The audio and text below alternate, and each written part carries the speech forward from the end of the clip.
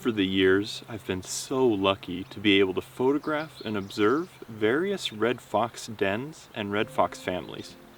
Red foxes are the most common and widespread species of fox, not just here in North America, but worldwide. They can be found throughout many different wild ecosystems, but are even more numerous in urban areas, cities, towns, and even our own backyards. In this week's video, we'll take a look at the beautiful red fox, specifically two families from earlier this spring, and we'll explore the best way to photograph these beautiful animals. This area out here is one of my favorite areas to come out and look for wildlife. When I was first just getting into wildlife photography, I was hiking through this area when I caught a brief glimpse of a beautiful red fox. This was the first fox that I had ever seen in the wild. I came out here and kept looking and eventually was able to find the den. I came up with a plan to be able to photograph these beautiful foxes without disturbing them.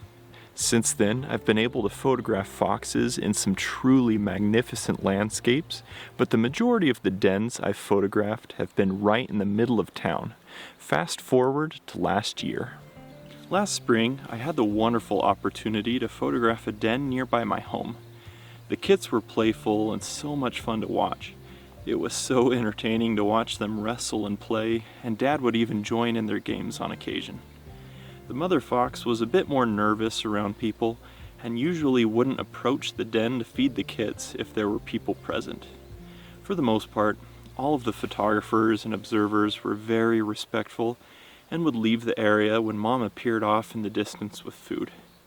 Once word got out about the den, more and more people started showing up at all hours of the day. The foxes finally decided they had had enough and moved to a different den. I was so excited earlier this spring to see if the foxes would return again to their old den with new kits to raise. The foxes did return to that den location this spring, but so did the people. And I'm not just talking a handful of people here or there. There were constantly so many people at that location that it was just utter chaos. I was driving through the area one evening when I counted 17 vehicles all parked trying to photograph those foxes. It got so bad that I never actually stopped at the den location to photograph the foxes just because I didn't want to add to the stress for those animals or add to the chaos that was out there. But I would observe the den and the activity around it from a distance just to see what was going on. It was so bad that one day a guy was out in the field weed whacking the vegetation around the den because the view was too cluttered to get the perfect image. The foxes finally just got so stressed and fed up with people that they moved and didn't come back to that location. This leads me to a very similar den. This spring, I was able to photograph a different den in another community. The setup was very similar, as again, it was located in the middle of town. But there was one difference. I was so impressed with the respect that was shown by the local neighborhood. During my time watching this den, I spoke with multiple people that enjoyed coming to watch the foxes. They would do so at a distance so as not to disturb the family.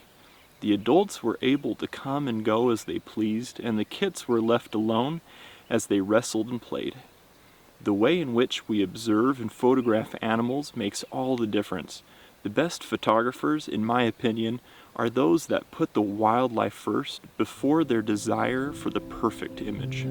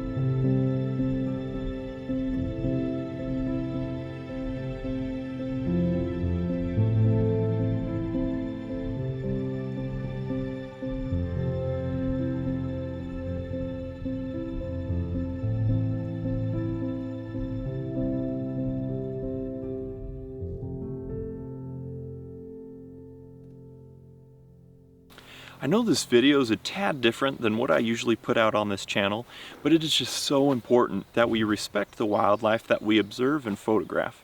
And from a photographer's standpoint, I've recognized a pattern over the years that as we ethically observe and photograph wildlife, we'll start to pick up on behavior and habits and cues, things that the animals are trying to tell us, and as we react accordingly, that'll lead to increased photography opportunities down the road. We may not get the picture that we're after that day, but we will have future opportunities to photograph those beautiful animals as we do so respectfully. Alternatively, if we're not heeding those cues, if we're not listening to the things that the animals are trying to tell us, if they're stressed out as we're photographing them, we might get a picture or two the day that we are photographing them, but ultimately it'll lead to decreased photography opportunities in the future as those animals get tired of our antics and ultimately leave the area, and we then have to go out and find other animals to photograph. Due to a really busy spring, I wasn't able to spend nearly as much time as I would have liked to at that second red fox den. But there is no doubt in my mind that those foxes will be back at that location again next year because of the amazing and respectful way that they were treated by that community. I would love to hear from you guys. What do you think is the best way, or some of the best ways, that we can set an example of ethical wildlife photography? It's so important to photograph these animals in a respectful way, and I would love to learn and hear from you guys. If you like fox photography and want to see some other species of foxes that I've been photographing recently, check the description in my video. I'll put some links to some other videos that I've done of other species down there. Thank you so much for following along this week. I hope you guys are staying safe out there. Have a wonderful week, and we'll see you next time.